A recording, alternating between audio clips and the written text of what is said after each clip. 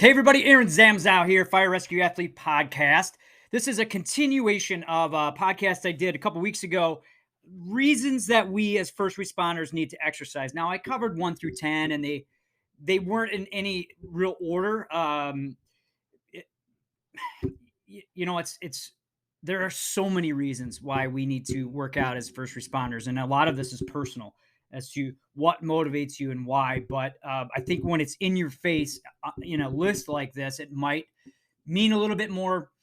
It might help keep you motivated. One of the reasons why I believe fitness is the cure to a lot of the problems that ail us in the fire service is that if you take a big picture kind of level look at fitness and what it does and exercise and what it does is, it obviously it helps us perform better. It helps us reduce injuries, helps us rehab, and it helps prolong careers.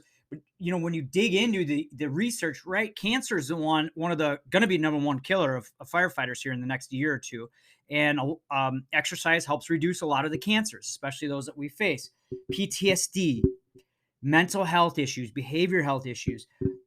Right now, fitness is one of the leading ways to help people get through recovery, and addiction. And with PTSD, exercise can help you be unstuck. So, this list is 21. I did it for 21 reasons to exercise in 2021, and we'll have another one next year. We'll add one, but I really believe that all of these should be taken to heart. So let's go through the remaining list here. Number 11.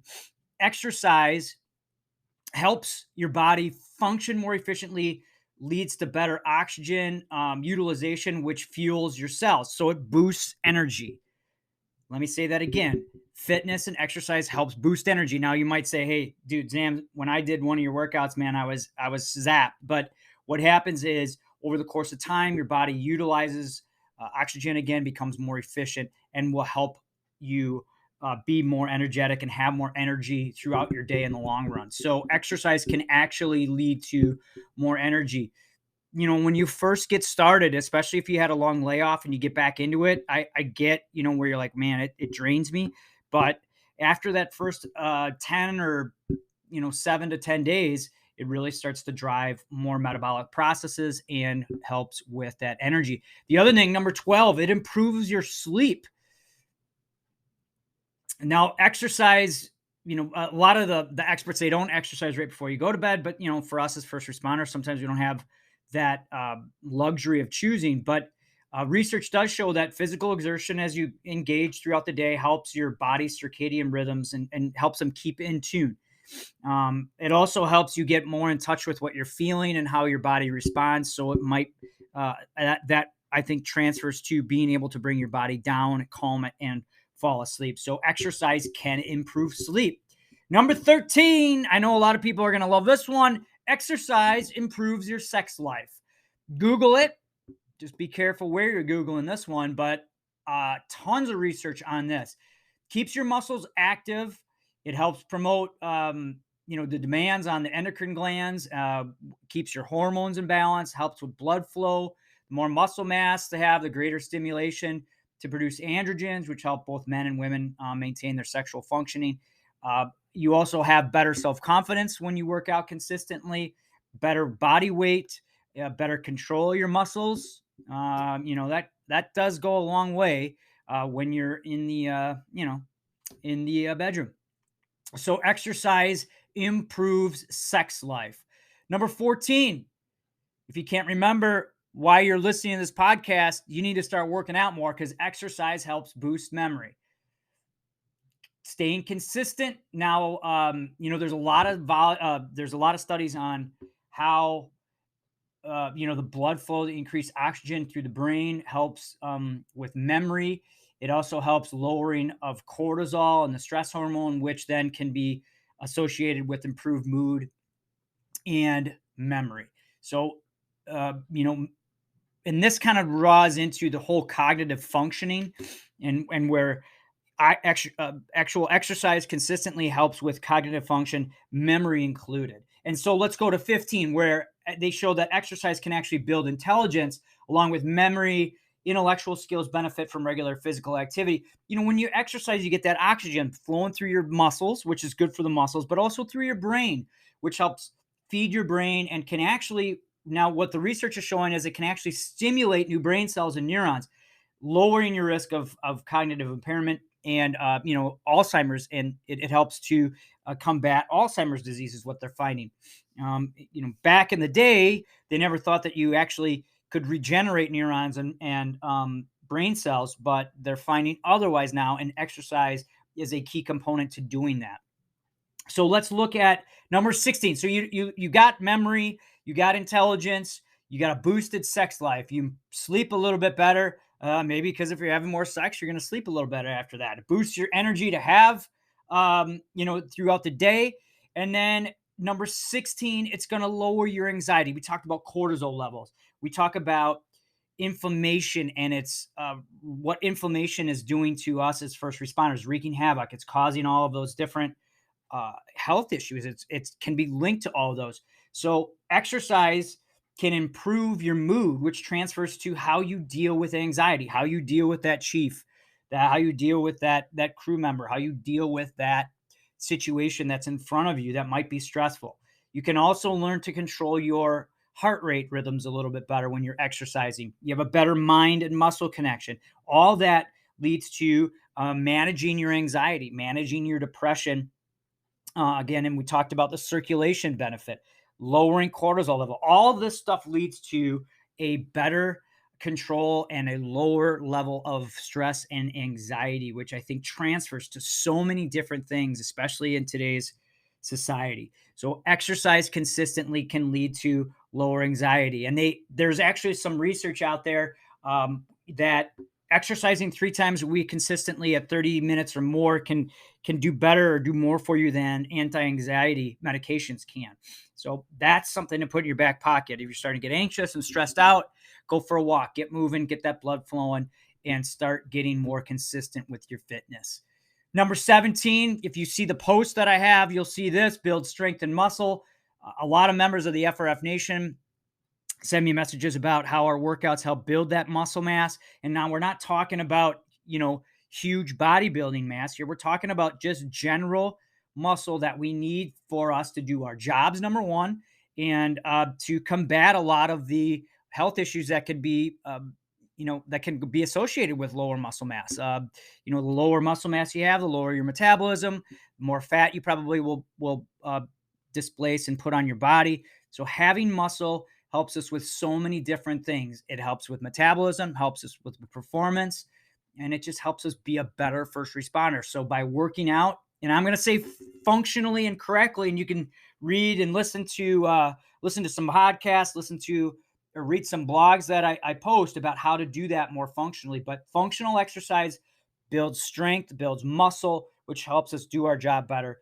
And ultimately, that's what we want to do, is provide the best service we can to those that we serve, including our family, right? Like, you want to set an example for your family just like you do your crew. And you want to be able to do those things with your family members. I got a great story of a gentleman who sent me a message about, hey, Zam, I'm playing basketball with my kids now for the first time in 8 years because I lost 15 pounds. I'm moving better. The only downside of that, he said, is that his kids want to play every day. And he said, is that energy's not there yet, but he's working towards it. And, he really is, attests that to working out consistently. So 17 is that it builds strength and muscle. And with that strength and muscle comes number 18. You have a better self-confidence on and off the fire rescue scene. Personally, I need fitness because it gives me that confidence, puts me in the back of my head that, hey, I'm doing everything I can to help out my crew to be able to do my job. And that's one of the benefits of fitness also, and exercise, is that it, we talked about improves moods, it helps you gain strength, helps you feel better. But then this transfers to better self-esteem, better self-confidence, better self-awareness on the fire scene, which helps improve that performance, which then helps you provide for your crew and help your crew. Some people also say that, setting a goal of getting in shape and maybe losing a couple pounds really helps them, again, with that self-confidence, makes them feel like they can do a lot of other things, which they can, because physically they're better off. So, look at that number 18. There's a great story there from Cynthia about how She lost some weight and added a lot of self confidence with her job and doing the tasks. Number 19, you're going to get more done. We talked about more energy to start this podcast at number 11, but then that transfers into you're going to get more done. And there's actually some great research. I link it in the blog post. But, a lot of times people go, I just don't have time to work out. Well, what you really have to think about is, A, how do you not? But B, when you work out, you seem to put yourself at a better schedule or have a little bit more of a schedule. And that leads to a more focused day and more productivity, whatever it is outside the gym.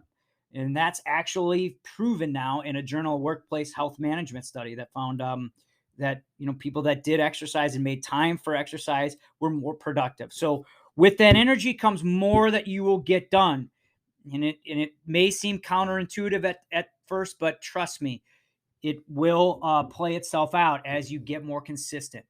Number 20, we got two left, and I think they're probably some of the most important. To feel young. I agree with this. I'm almost 48 years old. I got younger guys on my crew, and I need that fitness to stay up with them, not only in physicality, but in mindset. And there's a lot of research that shows that people who can do, up to 100 minutes of weekly exercise had genetic telomeres. So looking at the cellular level, they were 5 or 6 years younger than those who did not, comparing at the same age. So really and from the cellular level, we're seeing that consistent exercise really plays, favors, cells and makes them appear to be younger. But then that also transfers to everything from skin, posture. Again, we talked about muscle mass, but you will feel younger, feel more confident.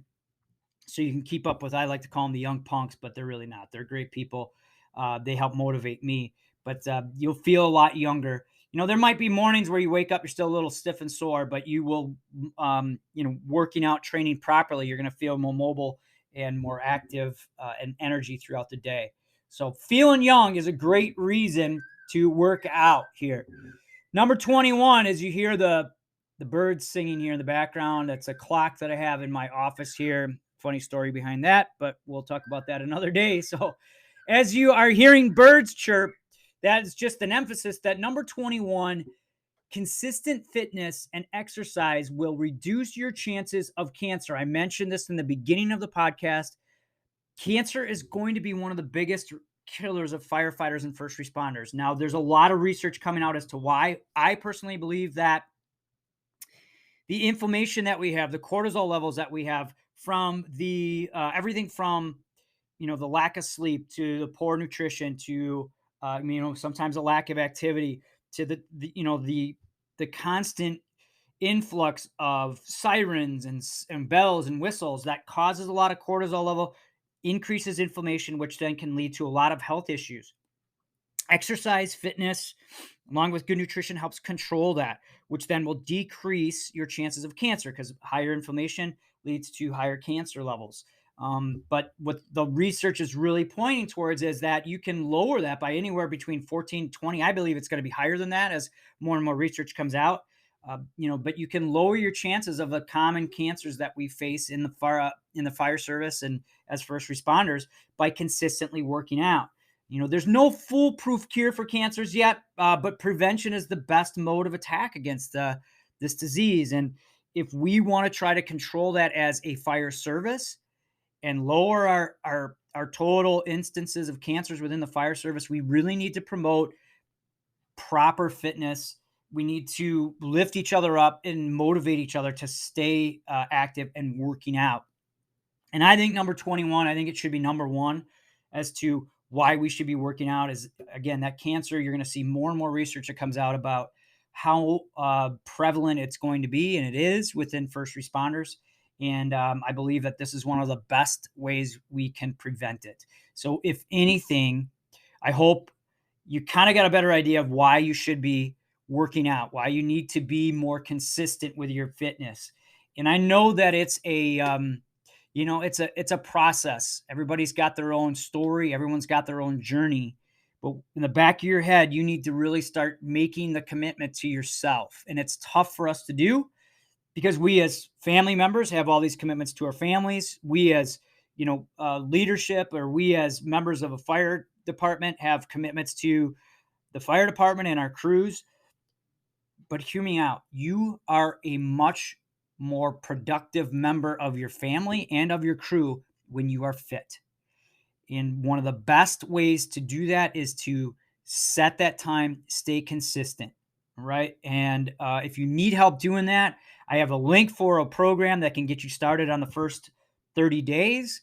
And then we have programs available for you that will keep you going. I am here to help you with that, to help you keep motivated, help you keep moving, help you train the right way. It's kind of been my mission as I entered the fire service, and I'm happy to do it. And I just, again, thanks for listening. Let me know how I can help you. You can help me with my mission too by reaching out to me. You can contact me through firerescuefitness.com. Please spread the word on the podcast. If you have some ideas and you have any other topics you want me to cover, please reach out. But stay safe, everybody. Stay positive and get FRF. You are listening to the Fire Rescue Athlete Podcast with your host, Aaron Zamzow. What's up, everybody? Aaron Zamzow here, firerescuefitness.com, here with the Fire Rescue Athlete Podcast. I have reasons 11 through 21 why you as a first responder, firefighter, EMT, paramedic should be working out. Stay tuned. Thank you for listening to the Fire Rescue Athlete Podcast. Please check back soon for more Q&A with your host, Aaron Zamzow.